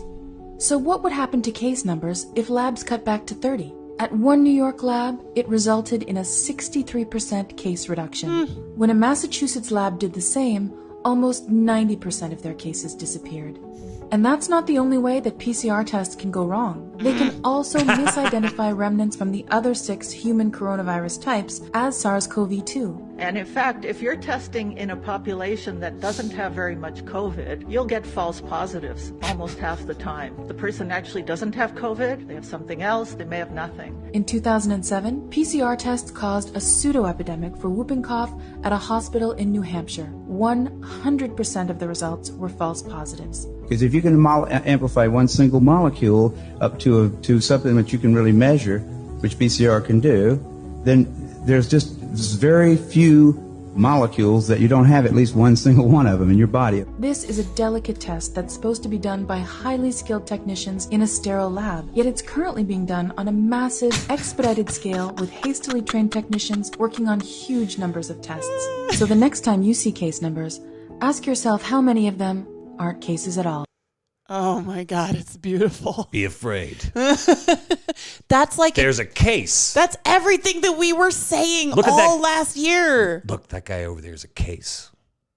That's what we were saying. Get him. Because I did read both 35-page lab papers on the CDC website for the multiplex assay and the PCR test. And we do understand how viruses work in the body. WHO recommended a cycle of 45. Shut up. At the beginning of the pandemic, they were recommending a cycle of 45. God, if you go looking, you can find article after article after article of people who were like, if we cycle the tests correctly, it kind of looks like we don't have a pandemic. Yeah. Obviously, people are getting sick, and obviously people are dying, and there are a lot of different factors at play, but we could have a much more coalesced picture of what's going on than what we're being told. Yeah, when you hear, look at all these cases, that doesn't tell you anything. It doesn't tell you anything. And we know why the people who died. Yeah. And we could be taking care of each other and protecting each other. And we're not doing that because we're not being educated. We're just being told it's everywhere and just wear a mask. So Robert Edwards says, when I had my first test early COVID, they did 45 cycles. This is the WHO recommendation. 2 weeks ago, when I needed to take a test to get on an airplane in Mexico, 25 cycles. Yes. They dropped the cycle limit when Biden was elected president. It's true. Officially. Yeah. They dropped it by like 20 points or something. Yeah. And then suddenly Biden saved America from COVID for like a month or two.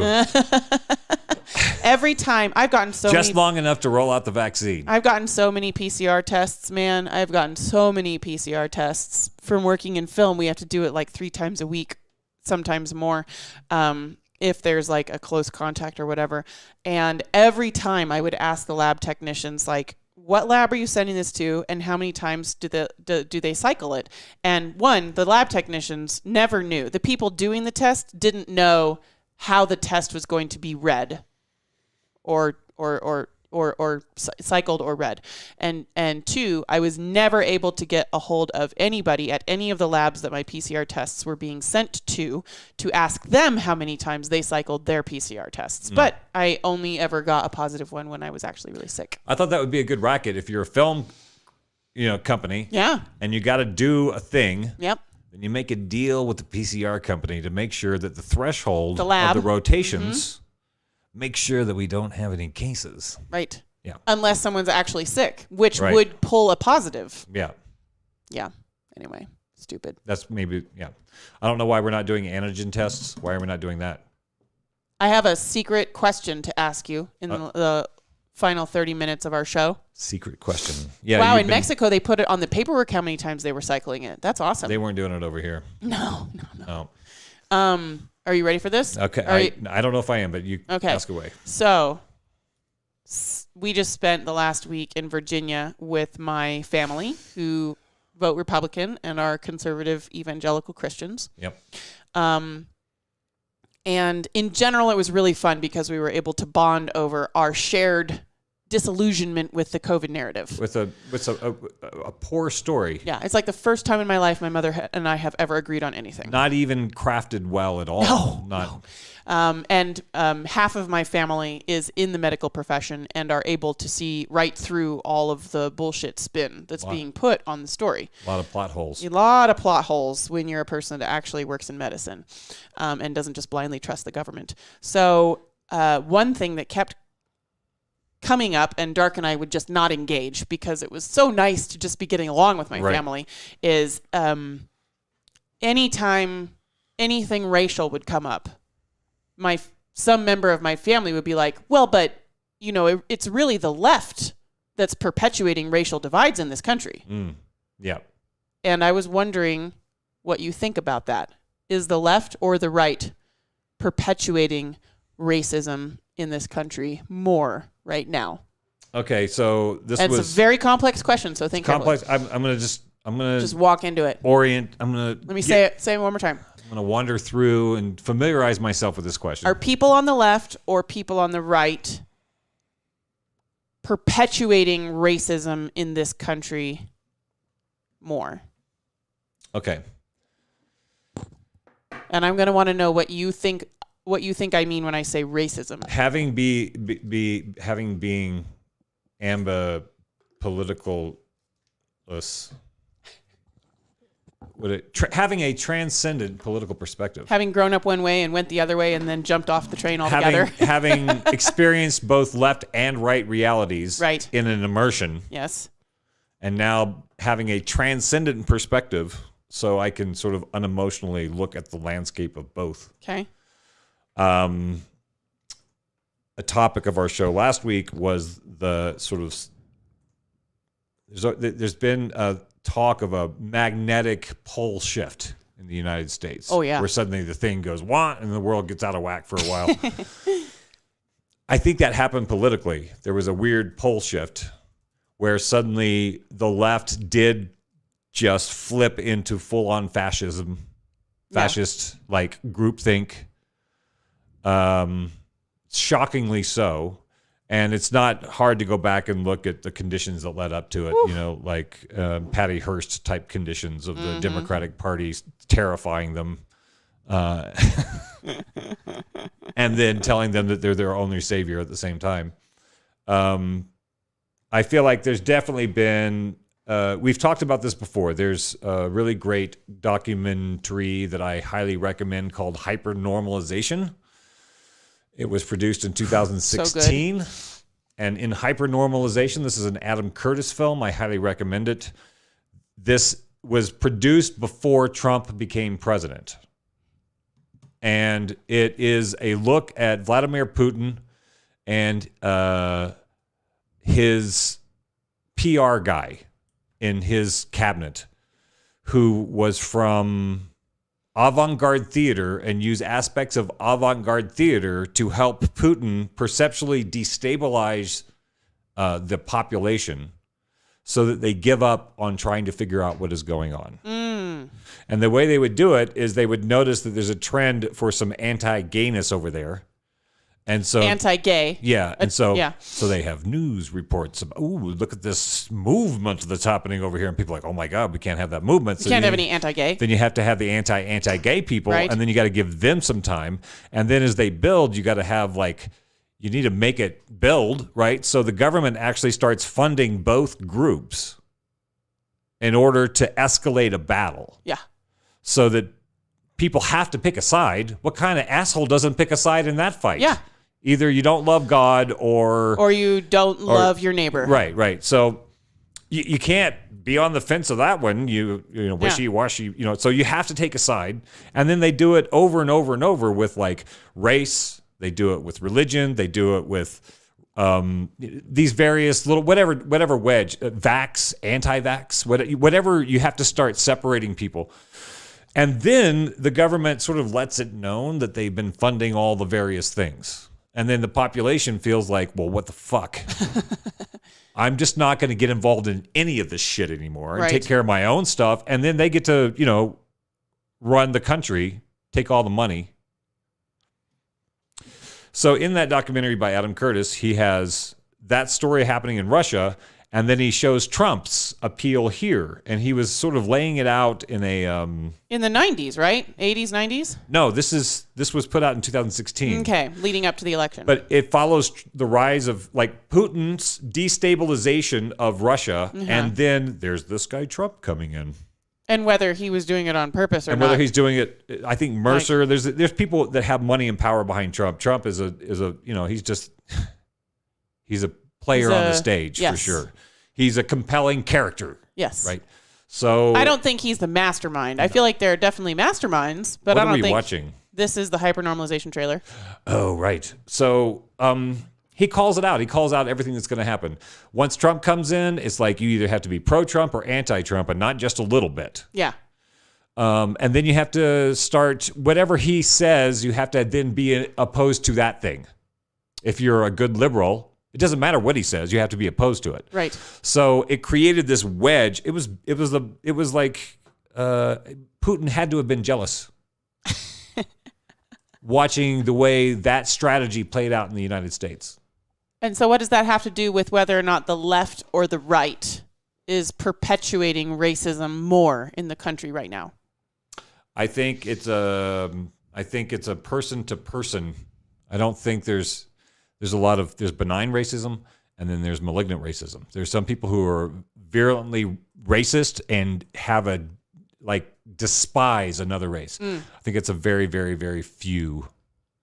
I think when polled, they said maybe 6% of people in this country would qualify as being racist. As in after filling out someone that thinks badly about someone that looks differently than them. Malignant racism. Yes. So they said it's like 6%, which is a big number. It's a big number, but it's not. It's not half the country. It's not half the country is racist. It's not all of Trump's supporters. We talked about this a lot with Mokai, Yeah. with our friend Mokai from South Africa, because he did not have an African American experience growing up. He came to the U.S. and he was black, and people treated him. They sort of not kowtowed because that's racially insensitive, culturally insensitive. Also, they would China virus. They would be very nice to Mokai. and be very careful not to say anything racially charged. And they would be very, they deferred to him racially. Our white liberal friends would defer to Mokai racially, and he wouldn't understand what they were doing because he didn't experience being treated differently in that way for being black. His experience growing up in South Africa was that the black people in South Africa were the indigenous people, like the Native Americans, and they were treated by the British like they had a very recent experience of colonization, like what we did, what our European ancestors did to the Native Americans and the indigenous people in this country a few hundred years ago. So they experienced that very recently, is like the white people moving in, and that was their experience. They didn't experience the slavery thing. They weren't slaves. I got to spend 3 months watching well-meaning liberals talk to my African friend as though he was an African American. Yeah. And watching the confusion and the sort of really kind of like Jesus, like moments of like, they would play some hip hop music and like, hey, we're playing, and they're like, we don't know who this is. Yeah. And then they're like, and then they start naming off names of their artists that are not hip hop from South Africa, as of course you will know these guys, and watching them go like, right. Just because you're black you're doesn't not mean from New York. No. Right. So when we did copacetic conversations with Mokai, and many of the people that tune into Post-Orthodoxy were our lovely guests on copacetic conversations, we had productive conversations about difficult subjects, and we came upon the concept with Mokai of benign racism versus malignant racism. And what Dark is talking about is, as at least in the U.S. in this recent poll, if we're talking about racist, as in someone who thinks of themselves as better than a Mexican or as better than a black person because they're white, or thinks that all black people are lazy, or thinks that all Mexicans are rapists. Those are racist thoughts. Right. That only happens 6% of the time. That's malignant racism. That's poisonous. Well, they're saying 6% of the population would fit that category. Right.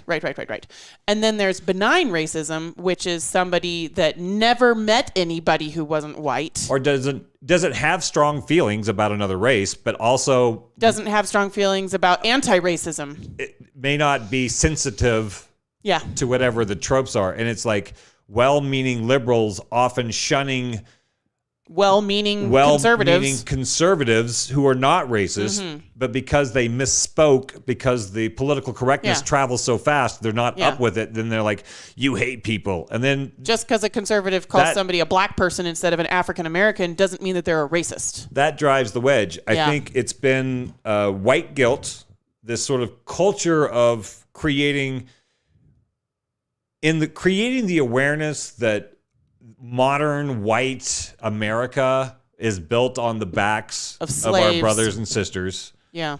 And stolen from our other brothers and sisters. That's an awareness that we should have. And that is currently being fed by the slaves of another group of folk. Yeah. Like our prison system is slavery. Coming to that realization, how do you deal with that? Right. So how do you healthfully deal with that psychically? If you can be brought to that realization in a compassionate and educational way. My friends on the right, I grew up super conservative. We're big into justice, restitution, forgiveness, remediation. Like the right, the conservative right, the Christians especially. Like if there has been a wrongdoing, you fess up and you make it right. You get straight. That's what we're doing. And it doesn't always look how it's supposed to look. Right. If I could just speak to the people on the right that feel like the left is driving division by constantly talking about racism. Right. What the left in general feels as though they are trying to do is to make restitution for the shit show of building this country on the backs of slaves, having stolen it from other people. Right. And the awareness that was done is new. Like, the 1960s was not that long ago. People being able to pee in the same bathroom as a white person was not that long ago. When was, like, the first black superhero on television was not that long ago. Imagine spending your entire life growing up and never having a superhero that looks like you. I think like these awarenesses that there's an inequality in the country is new, and so the restitution is new, and a lot of people are rabid to make restitution, and it makes it look a little distasteful to folks that have just kind of been rolling with the story, right? Or were never made aware of how much suffering this country was built on. It's not in their worldview to even be affected by it. So, I feel like. The breakdown. This is that hyper normalization. This is the perceptual destabilization of people because we've divided up the citizens of the country so much that we cannot be unified on our leadership. Yeah. And if a country, if the United States, if the president were to come forward and say, we have to acknowledge what we did, and then maybe pay some restitution. Yeah. Have it looked at with equity of like, okay, how do you can't undo it. We cannot undo that. But how do you acknowledge what occurred? Because, it's like, I understand the perspective of like, I've never been mean to a black person. Yeah. But you encountered an easier go of it because of the culture that your folks created. Yeah. So you had an easier go. They had a harder go. So there is some feeling of not acknowledgement of that. It's not even that you have to correct it. You just have to acknowledge the people that enslaved our black brothers and sisters are not alive anymore. Right. To make restitution. Well, some are with the prison system and all that business. But that's going down a rabbit hole, That's a rabbit hole of corruption right there. But if we're talking about the fact that the black people, most of the black people who are in the US are here because they were stolen from their homes and enslaved, that's a deep, if you've ever thought about how your grandpa grew up affects how you are, like how your grandpa grew up affected how he treated your dad, which affected how your dad treats you. That's a generational issue. And there are people alive today whose grandparents were slaves, who were born into captivity and treated as less than as animals. And that's still existing in our country. That generational impacts. The people that did that are not alive to make restitution, but we are. So there's a growing awareness of like, hey, I am feeling my privilege. So then it would be nice if somebody who was larger than me that represented me, i.e. The nation, say, you know what, we screwed up. Kind of fucked up how America started. We did get some benefit off the backs of your ancestors, and it wasn't that long ago. So let's see if we can make things right, or at least acknowledge the wrongdoing. Yeah. I mean, that's what, like, there are relationships that we're in where you may not ever feel like you'll ever get equal with some disagreement you had with somebody. But if there is even the acknowledgement that person says, that makes a huge difference. You know what? Yeah. Just to hear someone say, you know what? We fucked up. We fucked up. Yeah. And someone fucked up. We need to acknowledge that it was fucked up. Yeah. We need to acknowledge that it was fucked up and that it does have an effect. And for an institution to do that, that takes the pressure off of the citizens to be police. Yeah. On each other. Which never works out very well. And that's what's happening. The left have sort of become the race police. Like racial vigilantes. Right? For all the right reasons. Yeah. But it's not playing out so good. So I think that the right... It doesn't always look like beautiful restitution from the outside. Right. I think it's not as neatly divided into left and right as we would like to think. No. But I think that it is a trope of the woke. Unfortunately, the word woke, whenever I heard it... I know, but when it first came out, what was woke when it first came out? It was like people who know that the media is lying to them. They know that the government is actually just a front for a bunch of oligarchs that are running the system. Financially. They know that the illusion of democracy is just an illusion. That's not, it's like getting excited over an election whenever you've seen behind the curtain. Sure. Yeah, right. Your local elections, sure. Senator? President, definitely not. Yeah, so where was I going with that? I think the right is not perpetuating racism because they don't think it's as big of an issue. And I think the left if we were to just be super blasé, I would say playing to tropes. The left is quote unquote perpetuating racism. I don't think they're perpetuating racism. I think they're keeping our minds on racism.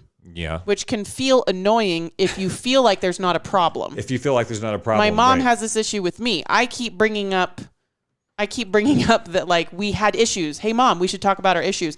And she is annoyed that I keep Why are you living in the past, man? I'm causing, to my mother's perspective, right. I'm causing strife in our relationship because I want to talk about the problems in the relationship. She thinks that perpetuates the problem. Yeah. And I'm like, no, we need to talk about the problem and then we won't have to talk about it anymore. Right. And that's what I mean by an official, like having the federal government say, hey, and then we stop being cops. But I think that's what's working. That is a part of a public relations between the powers that be and the public is that we are given chew toys.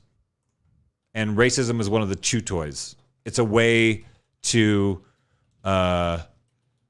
ironically divide folk. So Deb Lynch on Twitch has a good point. The idea of calling it restitution is part of the problem. We're really now, it's more like, my bad, can we try again? Because we can't actually go back and fix it. Exactly. We can't, there are people alive whose siblings are dead beneath churches in the U.S. because of the programs that we ran on Native American families this past century. They're alive, but their siblings are dead beneath a church in the U.S. because of the programs that we were running against Native Americans.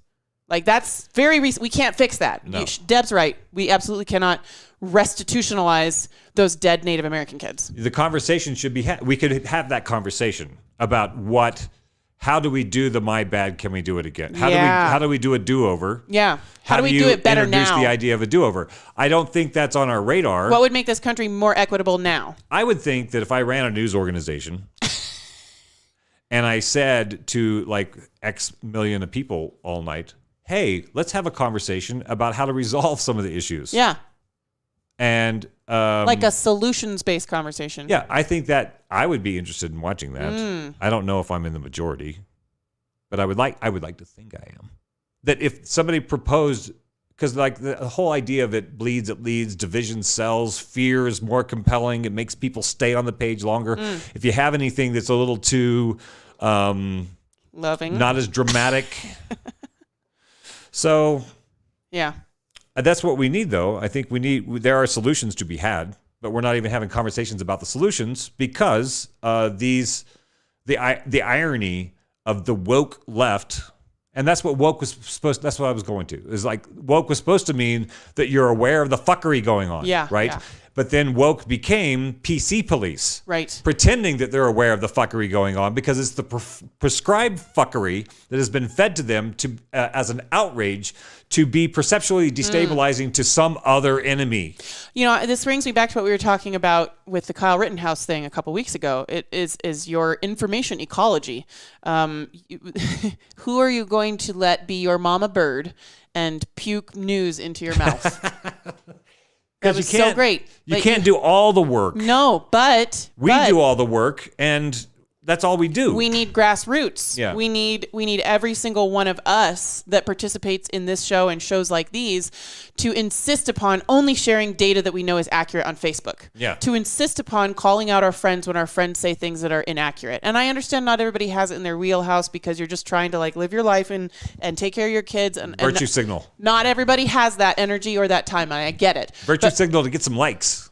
What? That's what the memes about the medical stuff, people are virtue signaling, just get a mask, or polio, you should also blah, blah, blah. When they do that stuff, that's a virtue signal for some sort of likes so that they know they're still accepted. And instead of sharing what you were saying, good data that actually helps us understand the situation, people are sharing around these things for artificial. I think we can bring that grassroots into this conversation about racism too. I think it would be amazing if the U.S. government stepped up and revitalized our institutional criminal punishment system so that it was an actual criminal justice system instead of a way for-profit businesses to make money off of people being incarcerated as long as possible. It's fucked up. Same thing with the medical. Yeah, I think it would be really great if the country stepped up and said, look, our prison system was literally invented when people couldn't have slaves anymore. It was invented as an alternative to people because now we have all this free labor that can't vote. Like, it would be great if we changed that. But I think grassroots can be just as effective. Just like Represent Us is saying we need grassroots changes in our local elections so that we have elections that are more transparent and more productive and more citizen-led. We can do that with our media, and we can insist upon ourselves and our circles being healthy and accurate media nodes for each other. And we can do that with racism. I think it would be great. I would love to have a sit-down conversation with people that I know in my town and say, hey, like maybe give each person the floor. Some of this stuff kind of makes conservatives barf sometimes. Yeah. And I'm not necessarily sure why. I remember barfing at it when I was a young conservative, but there's this like, you want us all to get together and talk about our feelings with like candlelight and music, you know, like I don't know where it comes from, but I think we could do grassroots conversations where you seek to educate yourself about the history of your country and figure out how you can, at least you, not be racist. At least me not be racist. At least me make sure that my friends who aren't white feel as though I've heard their story. I could just reach out to my friends who aren't white. I could just reach out to my friends who aren't white and say, hey, we've been friends a long time. And I am just now realizing that I was miseducated about how many Native Americans were living in this country when the European colonizers came over. I had no idea that there were millions of Indians living here that were murdered by white colonizers. So what do you do with that new information, and how does that make you feel? Yeah, so I'm just finding this out, and you're a Native American, and I've never asked you, like, what has your experience been growing up? Because I know it wasn't a white experience. It was mostly a white experience. I mean, I got some Choctaw and Cherokee, but when people look at me, they don't see me as Choctaw or Cherokee. Although weirdly, the Choctaws do say, hey, are you Choctaw? And I don't know how they do that because they're short. I don't know. I wasn't talking to you because you had a white upbringing. That's what I was saying. I was talking to my hypothable Native American friend. Okay. But looking at you while I was doing it. Yeah, sorry. Okay. I always forget that you're Native. I have a little bit. The tiniest bit. Yeah. Yeah. Yeah. But like, I could take the time to reach out over time and at least hear the personal one-on-one grassroots story of my friends and make sure that they know that I've heard them. Right. What story? Feeling like you're being heard. This is the big lesson. Like in any kind of relationship, if somebody just apologizes, but you don't feel like they understand the harm that was caused, the apology doesn't mean much. So in any kind of relationship, the first part of an apology is feeling heard. Where the other person can feel like they actually understand what they're apologizing for. Then the apology means something. And then there's room to like open up and then maybe. Well, and I don't think I have anything personally to apologize for racially. You don't, right. Okay. Ainsley is not a racist. You didn't do stuff. I didn't do stuff to anyone racially. My parents did not do any racial stuff to people. Right. But I can make sure that I'm aware of what was done. Yeah. And that I'm not perpetuating stereotypes that are harmful. Right. Yes. So I think there's that idea of, because I understand that side of the story of like, I've never been mean to anybody. Yeah. But then also not understanding, it's kind of painful maybe to understand the difference in the experience that you and other people are having in the world. Some people love having white guilt, and some people hate having white guilt. Right. And that's kind of the line that we're looking at here. And I think that skews conservative and liberal. Generally conservative and liberal. Tends to go that way. If you happen to be conservative and you happen to become aware of how many Native Americans were murdered to make room for European settlers, there's this defense mechanism that comes up of being offended needing to say, but I did not murder Native Americans. Right. You know, that's this then other people are like, oh my gosh, you're so sorry. I need to educate myself and read some books from Native American voices and listen to some podcasts and make sure that when there's a Native American in the room that I choose to say less so that Native voices can be uplifted. You know, like it's two very different responses to that thing. Well, it's like when and that's a psychological personality difference and a cultural difference, and we have a lot to learn. So when we had Harold Cranberry on the show during the Black Lives Matter stuff, and he's like, can we just not talk about? Can I not be a black guest? Can I just be a guest on the show? Like, yeah, we can do that too.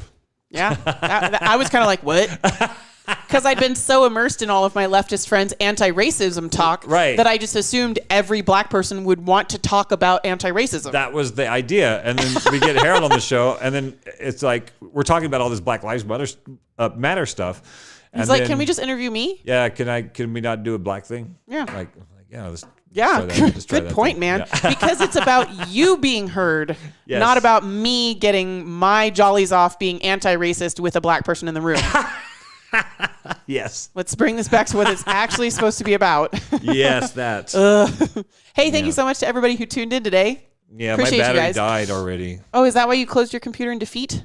Yeah. I'm sorry. It's okay. We had a great time. We played some videos. I really want to get my audio engineer in here so I can get my computer up and running again. We're going to have drinks and smokes and do a test stream at some point this week. Yeah, I kind of like the informal post-orthodoxies where we just fart around. Gonna fart around sometime this week. Stay tuned. Make sure you highly orchestrated this show. Make sure you hit the notification button so that you don't miss it when we do our Drinks and Winks show or whatever you want to call it. And if you want to support this kind of work, you can go to postorthodoxy.com, and there's a little button where you can do like a monthly subscription of even like $5. Yeah, and thank you so much to all of you that have subscribed so far. We really appreciate you. It really helps. Every little one is such a big encouragement. You don't even know. Such a big encouragement. Thank you to all the new people that tuned in today and commented. It's always so much fun to have new voices in the room. And thank you to everybody that's going to be listening in the future. Yeah, that was fun. We'll see you next week. If you have topics that you think that we should talk about, communicate with us either on our page or send us private messages so you can remain incognito. Yes. In your support of this important social experiment. That is perfectly fine. We completely understand if you want to be incognito. Thanks, guys. Make sure to share the video with some friends on your way out of the room. Thank you for visiting our outpost in the borderlands. Post-Orthodoxy is a project of Sevier Studios. We host ongoing, interactive conversations centered around cognitive liberty, and you can join in by catching one of our live streams on Facebook, YouTube, or Twitch. You can also catch each conversation after the fact as a podcast by searching for Post-Orthodoxy wherever podcasts are found. If you take value from the work we are doing and the community we're building together, you can support the Outpost in the Borderlands for as little as $5 a month on our website, Better Time. That's betterti.me. Visit the Sevier Studios page and subscribe. You can also support The Outpost by following and connecting with us on Facebook, YouTube, Twitch, Twitter, Instagram, and or Substack. Our Post-Orthodoxy theme music was composed by Frank Pascal, and a special thanks goes to our voice actors, Amelia, Colin, Zbo, Rosie, Gabo, Vicky, Mokai, and Tony. Thanks for playing.